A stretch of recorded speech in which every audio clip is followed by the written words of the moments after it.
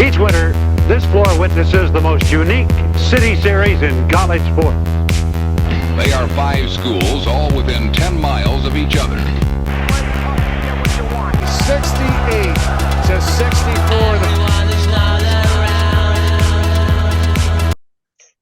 Hey everybody, welcome back to Five Features Podcast. Today we're joined with a very special guest. He's a Villanova Hall of Famer, known to many as the voice of Villanova basketball. He's covered thousands of games, including 3 national championships. Whitey Rigsby. Whitey, thanks again for joining me. How you doing? So happy to be on, Joe. Thanks so much. Yeah, and this is a Big Five podcast, kind of like we talked about before. So I wanted to get into your your playing career and your broadcasting career, but before that, kind of touch on the State of the Union type of thing with the Big Five. Obviously, the new news came out about the new restructure of the Big Five, and someone who was kind of playing in the height of the Big Five, and also obviously been so entrenched in it for so long. What sort of happened to lead us to here in this new structure, and what's changed, I guess? Well, what they're going to do, they're adding Drexel. My understanding is still calling it the Big Five, just like the Big Ten is still the Big Ten, even though there's 12 teams. So they're still calling it the Big Five. And what they're going to do is they're going to split these 6 teams up into 2 pods. So next season, for example, Villanova will play St. Joe's and Penn.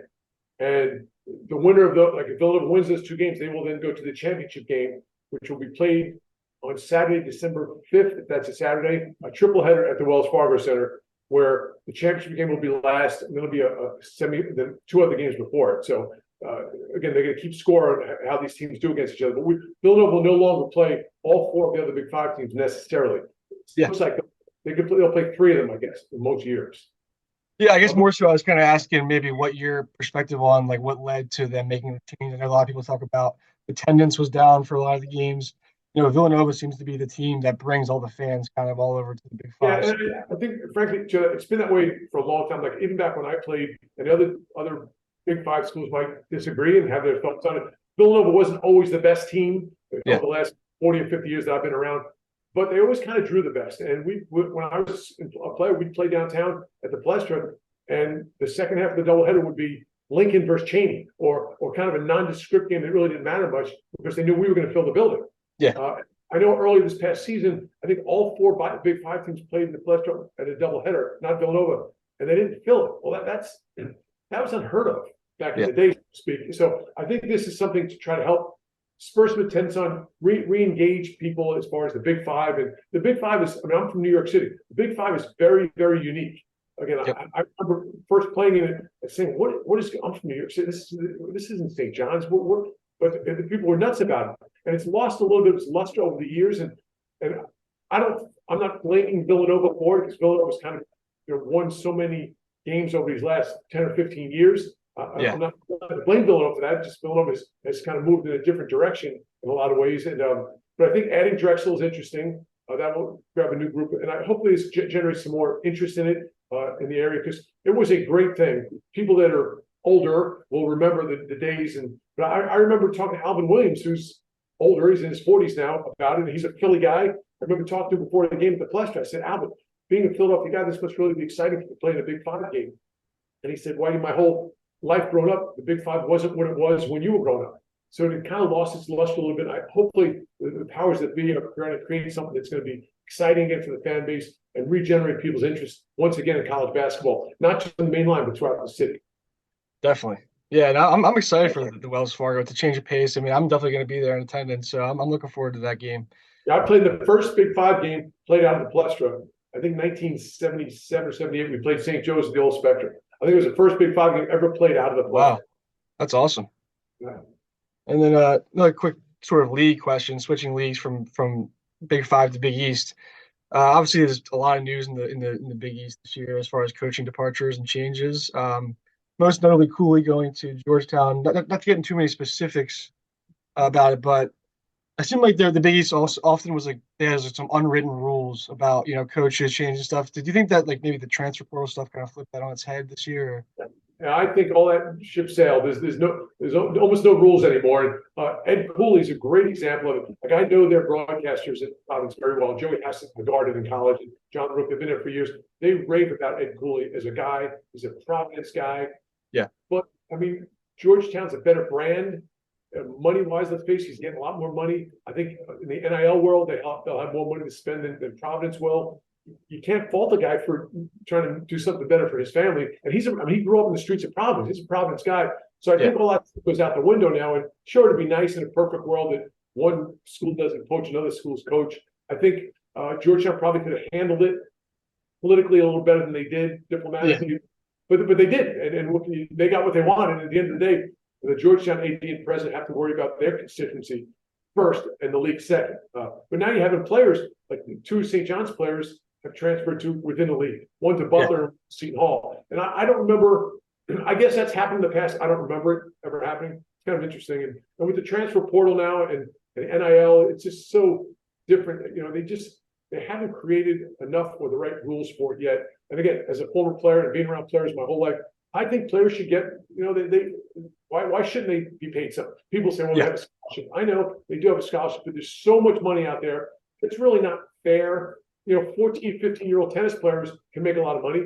So why can't a 20-year-old basketball player make money? It's really not fair. But I think they have to put rules in that hold the player to a university. Like when I talk to former players, what are they doing to our game? Well, they care much more about players staying. Like, for example, Joe, do you care how much money Bryce Harper makes? No, you're not paying him. You care he's on the Phillies. You care he's on the Phillies. And the same way in college basketball. These guys can make money, and I think initially it'll be an issue, but I think over time it'll settle out. But you want the guy to be on your team, to be committed to your culture, your university, your educational system, and that's not happening right now. Right? Hopefully, someone, the NCAA, the government, will step in and make that happen in a better way.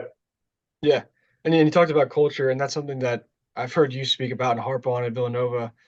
What is it about the Villanova history that, I think you said before that it was, more than anywhere in college basketball, men's college basketball, the alumni of Villanova and Villanova basketball are more entrenched and more involved in the community. What is it about that? Is it just because the story tradition? It's interesting. And Jay Wright did a great job. No question about it. I can't, but he will be the first one to tell you that he inherited a great culture. In other words, this has been going on a long way. But one thing he did was create this culture within our alumni basketball family. I can't imagine there's a better alumni basketball family than Villanova has. I do the introduction, and we'll have 80, 85 guys come back to be introduced at halftime of the game. We'll have 100, 120 come back. We have what's called Summer Jam, which former players all come back, last Monday in July, play golf, and then we have an alumni game of our current team against our young alums. And it's just a great day. And all these guys get to, whether they're Jack Kraft players or Rollie Massimino players or Steve Livas players or Jay Wright players, they all come back and get along. I mean, I'm very, we have dear loss, Chris Ford died. Well, if it wasn't for Jay Wright, this sounds terrible, I wouldn't have cared that Chris Ford died. Instead, I lost a good friend who was not even here when we didn't play together, but I became very close to him over the years through this alumni group we have in basketball. So I guess that's really good, but it was also sad. And I gave a eulogy at Howard Porter's funeral. I never saw Howard Porter play basketball. One of the greatest players in the history of Villanova. And it's all because of this great alumni group we have, this culture, if you want to call it that. And it's not just basketball. It's Villanova as a whole, this community. And I've worked here now not as a broadcaster, my regular job for 20, 25 years. And it's a great place to be. And they've done very well with it. And basketball, athletics, but basketball in particular is the front porch of the university. If I travel, I was just in Atlanta yesterday. I was in Hilton Head last weekend. And the first question, and I'm a fundraiser, the first question people ask me about Villanova is about the basketball team, or about they knew this guy who played on the soccer team back in '84. So athletics is the front porch university. We have a top business school, top nursing school, so on and so forth. But they want to talk about athletics first, which is good for me because it's one of the few things that I can't tell you much about anything else. Yeah, definitely. And then even the pros who are shining right now. I see Colin Gillespie on Twitter Spaces talking to the fans, talking about the state of the union of Villanova, and even these guys who are at the top of their level. There's so much more stuff to focus on. They're still acting on Villanova. Colin's a perfect example. He has not played a minute in the NBA, and the Denver Nuggets love him. I mean, he's the one they mic up during a game. Things like that. And obviously Brunson and Hart playing against Kyle Lowry. DiVincenzo is doing so well for the Warriors. Sadiq Bey transferred. We got traded to Atlanta. I was just in Atlanta. They love him down there. Our kids have really shown up well. And that moving forward, that should always help us with recruiting. I know years and years ago when Jim Calhoun was in Connecticut, the way he recruited was he would put the contracts down on the table of the recruit of all of his players who were in the NBA to show how much money these guys were all playing. Well, it speaks for itself now. Those you come to Villanova and say, hey, you could become Mikal Bridges. He was not a top 100 recruit. Came to Villanova, we developed it, and now he's making millions and millions of dollars and the best player on an NBA team. Yeah, cool. DiVincenzo too. DiVincenzo barely. I'm not sure he started the game in his time at Villanova, and now he's making millions of dollars in the NBA playoffs. So. Yeah, that's awesome. And I had this conversation with some buddies. It's kind of a random question, but do you think Jalen Brunson, he's having a great year down at the Knicks. He's really shining, and the postseason as well, still playing. Do you think there's a case for him with all his college accolades to be one of the best college basketball players ever? Well, I tell you what, there's a statistic. I'll ask you a question. Since this is your podcast, I'll ask you a question. Name the players who have won 2 national championships and were National Player of the Year. Only 4. Leitner? Yes. You're going to underdate yourself now. 2 older guys. Go ahead. You got it. Lou Alcindor, Jabbar, and Bill Walton, and Jalen Brunson. That's pretty big company. And then the other one I talk about is a player who's won 2 national championships and an NBA championship. There's only a handful of those 2. One being Dante DiVincenzo. There you go. Now he was hurt for the NBA championship. He was hurt for one of the college championships, but that's pretty amazing. And those guys are doing so well now. I would just love to see one of our guys win a championship this year. It'd be really cool. Yeah, definitely. So want to sort of switch to your career playing. I know you did. I shouldn't be a long conversation, Joe. We'll get to I've done some research on you, and went to Malloy, which is one of the premier high schools in New York City for basketball, and obviously New York City is one of the premier basketball towns. You talked about your coach being one of the greatest coaches there, I think, as well. And what was sort of how did that competition level and that environment prepare you for the next level? Well, I mean, Jack Kern, who passed away about 10 years ago now, was the best coach. I mean, he was just a tremendous coach. And at Archbishop Malloy High School, Kenny Smith played there, Kenny Anderson played there. And I always remind those 2 guys that Jack Kern's statement was, the team that I played on in 1974 was the greatest team he ever coached in 55 years. We won the state championship by 28 points. Wow. Fortunate to play with some really good players. I was fortunate to be put in their Hall of Fame in 2018 or 19. It was a joy to play there. This guy, just to give you some side, so I'm a freshman at Villanova. There's always a great term I use. There's 2 kinds of people in the world: people that are humble and people who are about to become humble. So I'm a freshman at Malloy, and I'm playing a game, and I have 103 fever. I had to convince my parents to let me play. 103 fever, and I play against St. Francis Prep, and we win this great game, and I play well. And the next day I go in and I see Jack Kern, and he calls me into his office. Now, I'm only a stupid freshman. Calls me to his office, and I said, I figured he's going to just rave about how tough I am that I played with this championship. I got a technical foul in the game. That's all he wanted to talk about. He said to me, Rigsby, you're not good enough to get a technical foul. And I've told my son John that for years, as you know. I said, you're not good enough to get a technical foul. And there I was talking about being humble. The thing I'm going to moment. But Jack Kern was a tremendous person, tremendous coach. If not for him, I'm not here today, kind of thing. And he was not just me. There's so many other people just like that. Kenny Smith, you see on TV all the time. Yeah. Kenny Smith named one of his sons Malloy. So I mean, he thinks wow. of the place, and Jack Kern as well. So wow, that's a great honor. Yeah, very fortunate to play there. Definitely. And coming to Villanova, how would you sort of describe the differences now? Maybe obviously in the sense of like facilities, money, but obviously, but like maybe some key differences in culture or just. When I was recruited in 1974, Rollie Massimino told me they're going to build a new basketball facility. The Finland Pavilion opened up in 1986, so I didn't get much use out of it. I just think it was important for me. I wanted to get out of New York City, but I wanted to go to a school where basketball was number one, not football, right? Yep. I wanted to go someplace where I could still get back to New York City easy enough, and I wanted to be near a big city that wasn't New York. The coach at Fordham at the time told me, Whitey, Fordham's not in New York City. It's in the Bronx. So he needed a map or something. But so Villanova was a perfect fit. That assistant coach at the time, Tom Brennan, who became the head coach of Vermont for 25 years, really, he was the driving force behind me coming.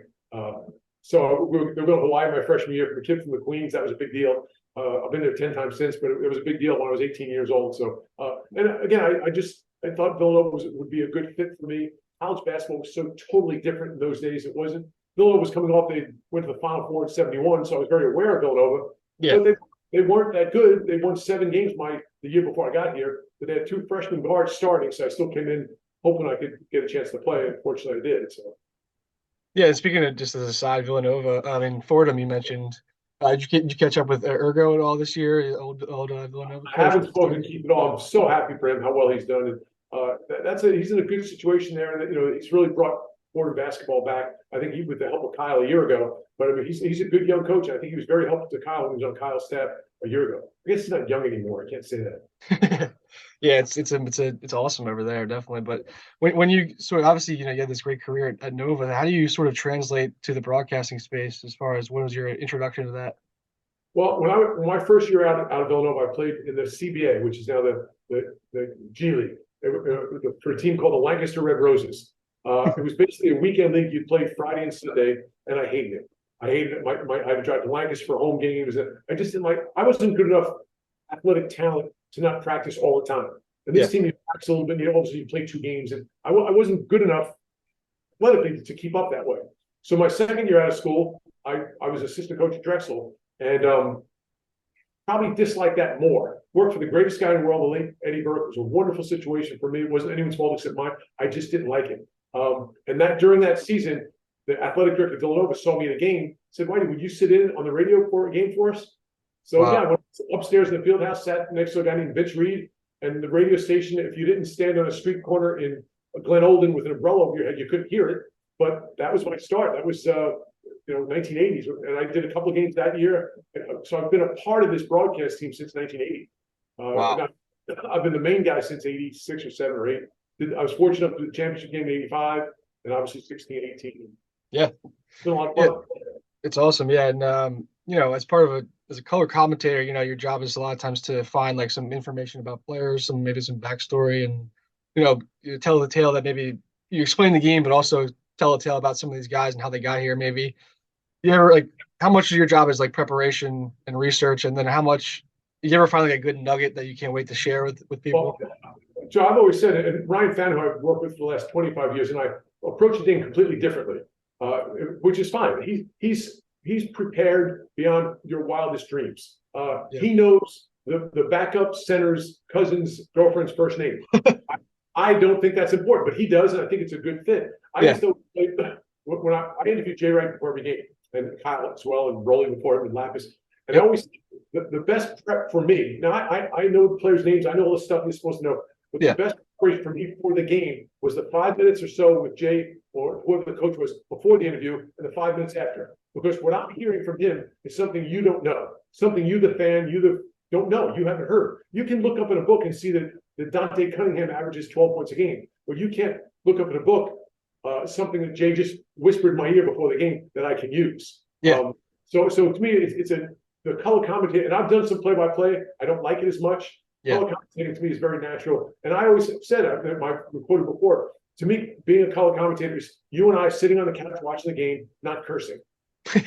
Well, what would you say? What would you talk about? Yeah, sure, you have to say, okay, well, DiVincenzo got open that time because he used the screen. He got a back screen from Josh Hart. Yeah, you can say all that kind of stuff for sure. And I do. Obviously, I do understand the game. But I just some of the sidebars, some of the things that go on in the building, especially people listening on the radio, they're not seeing the game necessarily. They have a better understanding of what's going on, how the crowd is. I remember I did it. This probably should. I did an interview with our alumni director 30 years ago down in Miami, and he was very organized. And he presented me with questions to ask him at halftime, which I don't like. I like to just wing it. So anyways, I'm one to go down these questions. Well, meantime, the Sensations, who are the dancing team for the University of Miami, are dancing right in front of us, 3 feet. You can smell their perfume. Yeah. And I'm asking this guy these questions about, so how about the alumni event next week down in Sarasota? Right? Finally, I said, Gary, let me ask you a question. What do you think of the Sensations? Like, they don't have to do us. And like to me, that people on the radio would rather hear more sidebars than what a local association was going in Sarasota. So Definitely.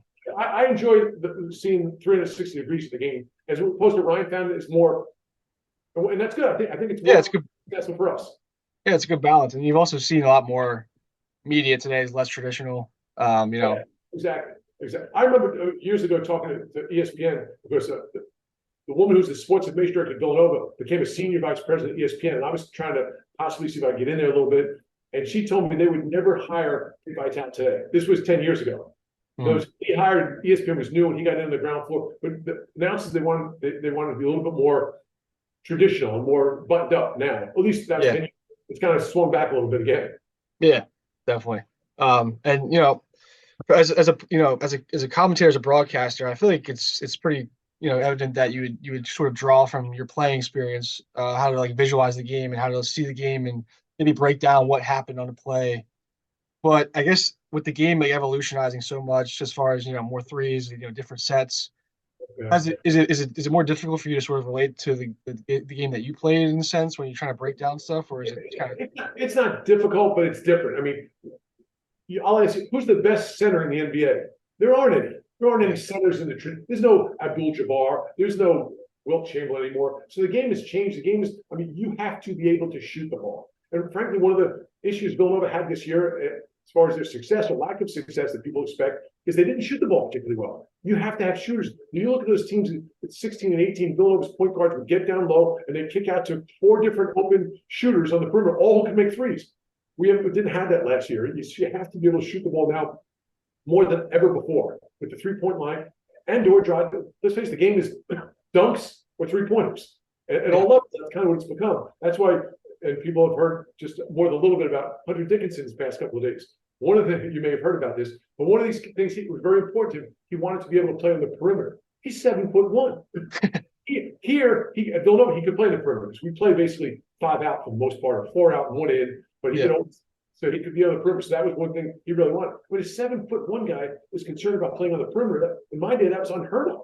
I'd say you get inside and give me a rebound and kick me the ball out, and I'll think about giving it back to you once in a while. Yeah.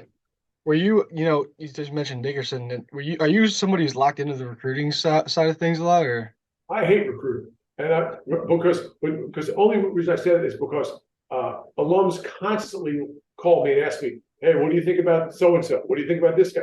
And I always tell them, I said, until they come here and I see them play, I don't care. So I've seen too many kids like Mikal Bridges, who is not a top recruit, become a great player here. And I won't name anybody, but I've seen too many kids come in highly rated that stunk and left for a year or two. So I don't need that. When they come, I'll decide whether I think they're good, and I'll tell you. But there's too much hype, and depending on where a kid plays, who he plays for, which style he plays, what AU team, how much publicity he gets, And I think I have an understanding of guys that fit, at least until last year or two, our culture.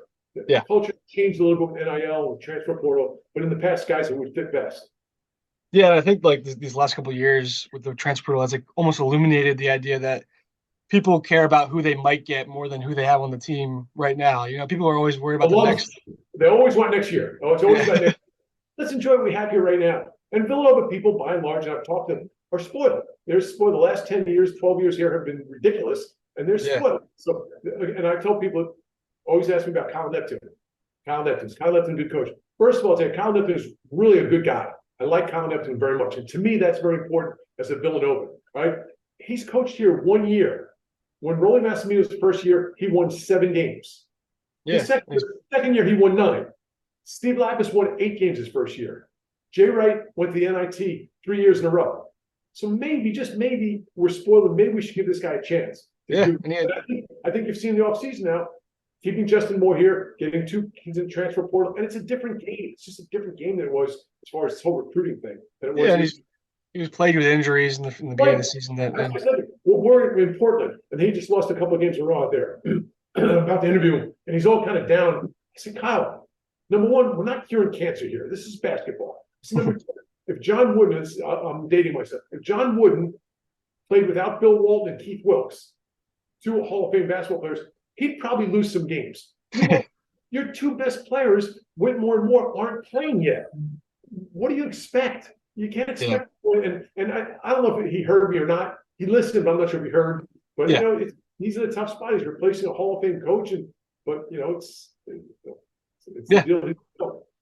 From your perspective as a broadcaster, obviously, like there's we were talking about traditional media earlier, and I went to journalism school, and they talk about objectivity and you're not really supposed to be a fan of the team. I guess it's a little different for you that since you not only played for Villanova, you've been kind of a lifelong Nova person since you got there, and you're also kind of are employed by Villanova. So is there a line there as far as like your fandom versus your professional broadcasting? It's a very, very good question because years ago when I first started doing games when Coach Mass was the coach here, he coached me, right? And I was younger, and my thought was maybe I wanted to become a professional broadcaster, right? So my objectivity to me was very important. Be objective, not to be the Villanova broadcaster, but to be objective. Yeah. Well, Coach Massimino didn't like that very much. Frankly, we spent the entire season not speaking. Wow. I would interview him for every game. It's the only time we'd speak is on the air. And at the end of the interview, I would say, "Good luck today, coach." And he'd mumble something back at me. And then I'd have to say, "We'll be back with more of the pregame show after this." And he would have all season long. Because he didn't like the fact that first 5 minutes of the game, Villanova turned the ball over 7 times, and I would talk about it on the air.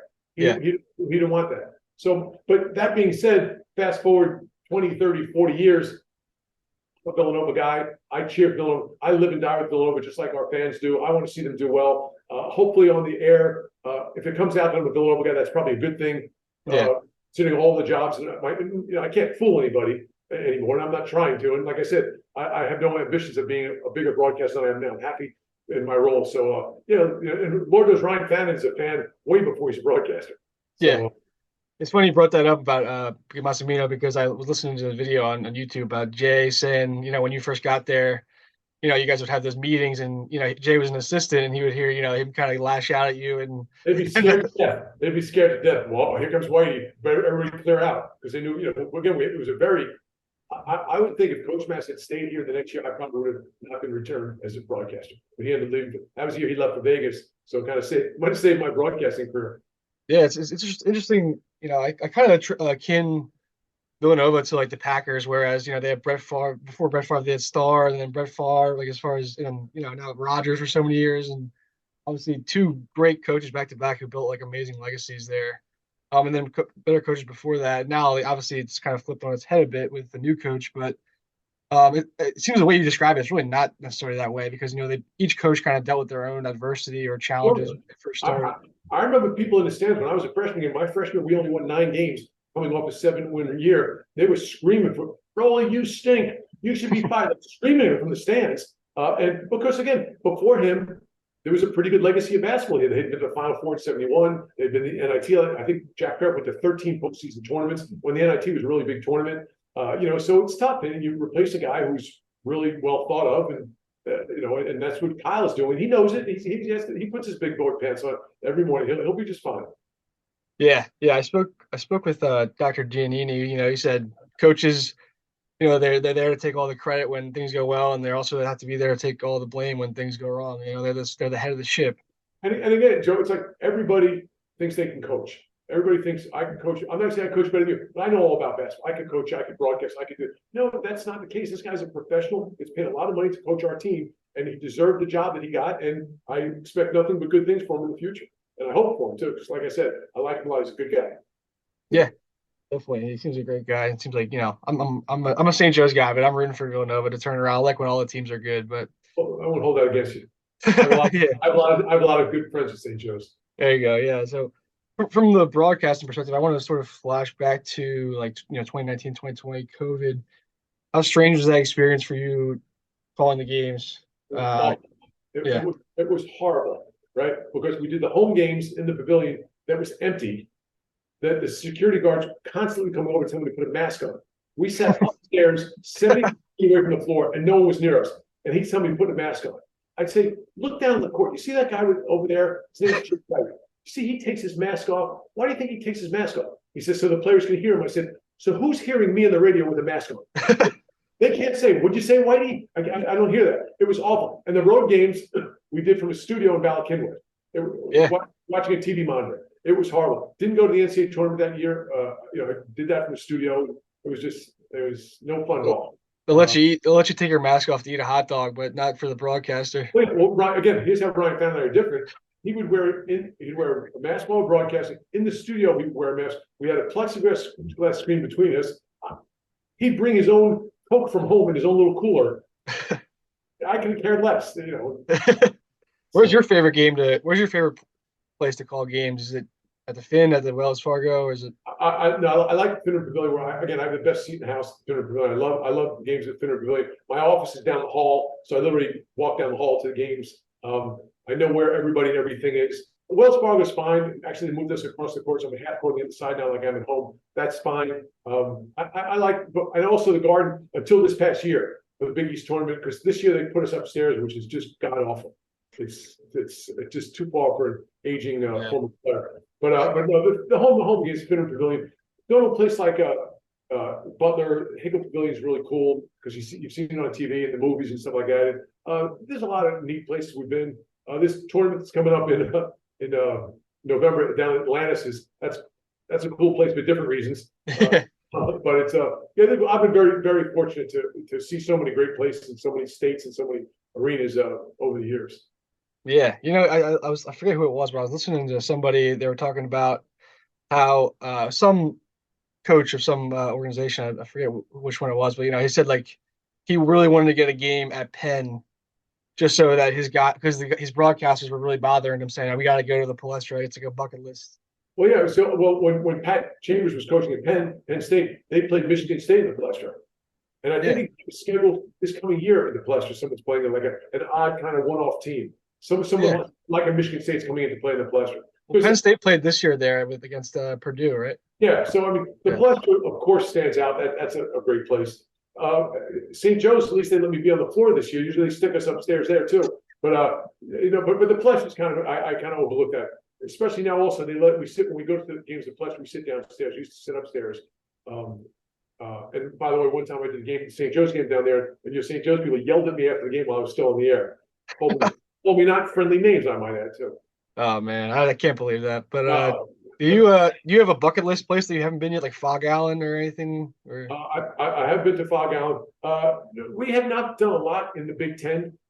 More than like this year, we went to Michigan State. Like I've never been to Bloomington to do a game in Indiana. I went to Purdue, which is probably the craziest place, the loudest place I've ever been to. Purdue's phenomenal. Yeah, we haven't done a lot in the Big Ten more than anything. Like I've been to Florida, I've been to Lexington, I've been to a lot of the ACC places. I've been to Duke, been to a lot of the ACC places. But most of the Big Ten more than anything. I missed the game we went to Baylor last year. I got COVID in Texas, so I didn't do the Baylor game. But that would have been a cool thing to do. And I've been to Austin, Texas, for the University of Texas. So I've been to Houston now a couple of times, which is really cool. So now most of the places that you think about, other than some of the Big Ten places I've been to, are I'm fortunate to have been to already. Yeah, and I'm sure you get asked all the time, but do you have it's probably hard to pick. It's like picking your favorite kid, but like your favorite call. I can do that for you. Your favorite, I'm thinking of failing. You talking about failing early. Cats win. Is there one that's your favorite, or just all the championships? Well, I mean, Jenkins' shot is possibly one of the greatest shots in college basketball history. I mean, it was a shot to win the national championship game. The only thing that would have made it better, I guess, is if we were down one. But the fact it was tied, that shot won. I mean, there's no greater moment than that. I guess again, 85, because we were such an incredible underdog. Was pretty cool too. And again, but college basketball was growing then. It was after the Larry Bird, Magic Johnson 79 game. All of a sudden, this NCAA tournament just blew up. Like I played in the NCAA tournament my senior year. We lost to Duke in the regional finals, and it was big, but nothing like it has become. And by the time then 85, Villanova winning 85, I think blew it up again because now an underdog won this great tournament. And I think it's just got better and better every year since then. And this year was unusual because you had such unusual teams in the Final Four. But like last year, we're down in New Orleans. You have Kansas and North Carolina and Duke. I mean, that was quite a Final Four. It was pretty cool. Unbelievable. Do you think, sort of circling back as we wrap up to some Big Five stuff? Do you think, like the conception of Villanova in the Big Five? I think it's maybe stems from jealousy. A lot of the other teams that kind of crap on Nova sometimes and think they're higher than now people, and stuff like that. And that's just the perception of Nova because they've been so successful and they've sort of ran shot over this tradition that we have for so long. You think, what's your thoughts on like the dynamics between Nova and the other team? Yeah, I'm aware of that. I've been aware of that. Like I said, even back in the 70s when we played and we weren't very good, when we were losing a lot of those games, Villanova still drew a bigger crowd. So the Villanova fan base was bigger than everyone else's. And now in the last certainly since Villanova won it, probably in '85. Villanova, I mean, by and large, Villanova's been much better than all those other teams. There was a time when the Big Five, you look at the Big Five teams, where Temple every year was one of the best teams in the Atlantic 10. Right, Penn was the best team in the Ivy League every year. LaSalle, LaSalle or St. Joe's were the best teams. They were up in all that conference. LaSalle would win the MAC every year. Yeah. Well, now all of a sudden those teams aren't. They're in different conferences. They don't compete at the same level within their own conference. So therefore, those games aren't as valuable to Villanova. If Villanova beats Penn, Penn's the best team in the Ivy League. Well, that looks good in your RPI and those things that go into the end of the season. But Villanova has, and even Phil Martelli said it a couple of years ago, Villanova has separated themselves from the other four. It doesn't mean they can't beat us, and they do. Penn beat us a couple of years ago. It doesn't mean we can't lose some games. It'll be interesting to see with the transfer portal and the NIL stuff how that changes those programs. Can they support being at a higher level? But I mean, for now, I mean, again, if Villanova doesn't win a game in the Big Five, it's an upset, and it's probably been that way for 20 years. Definitely. We can't win games, and let's face it, for many years, I think the biggest game on many of their schedules was Villanova. Absolutely. So, definitely St. Joe's. And, St. Joe's just announced their collective for the NIL, I saw. And then, Temple's been just kind of a mess recently, just generally with some of their basketball stuff. I know they got the new coach here. I wish him luck. I don't know too much about him. He's a nice guy, too. He was here for a little bit. Okay, yeah. So hopefully they can sort of get that thing back on check. But, from a Villanova perspective, you want, rising tide lifts all ships. And I'm like you just mentioned about, now everything's about this analytical stuff and, Ken Palm and all that crap. Yep. You want the Big Five team. If the Villanova's going to stay in the Big Five in this tradition, you want those teams to be competitive and lift up. For sure. And that's why this new arrangement, we're only going to play probably 3 games. You hope you always want your opponent. You want to beat your opponent, but you want them to win all the rest of their games because it makes you look better. That's why it's important for Villanova and the Big East, for those bottom teams, the Big East, to get better and better because it helps your Ken Palm, it helps your RPI, it helps all those ratings that go into picking the teams in the NCAA tournament. Yeah, what do you think of I'm a St. Joe's guy, so obviously, so like I'm locked into the A10, and A10 was down this year. They only got one bid, and it was the VCU who won the championship game. Do you think this transfer stuff is going to really affect those mid-major programs and how they're going to like kind of make their way to the tournament? I'll tell you this, Joe. When I was a player, Niagara teams like Niagara, Canisius, St. Bonaventure were big-time teams. Canisius beat us by 35 one time in the Palestra, right? So that's the kind of programs they were then. What happened to them? What happened to them was the Big East. The Big East came in and dominated East Coast basketball like it had never been dominated before. And therefore, I think that's when the term mid-major might have happened. The other teams in the East became mid-majors. And I'm not knocking, but that's what happened. Fast forward to today, the last 5 years or so, with the transfer portal, if a team like Monmouth, Quinnipiac, a mid-major, has a really good player, that kid's leaving and going to Georgetown or going to St. John's or going to Villanova maybe, right? Well, now with the NIL and the transfer portal, that could start to affect Villanova negatively. So where now a kid has a really good year, maybe he'll go to Indiana or Texas or someplace like that where he can get more NIL money. And until government figure this, that's going to happen. So it'll be interesting to see how that's going to affect the traditional mid-majors. The Monmouth, the St. Joe's, the Riders, the VCU, those teams are considered mid-majors in the past. Definitely. Well, Whitey, I really appreciate it. We ran a little late there. I'm sorry to keep you up, but it was great talking to you. That's it. Joe, anytime I can help out, we'll talk during the season. Yeah, definitely. I really appreciate it. All right, no problem, Joe. Take care now. Thanks a lot. See you later. Thanks. Take care.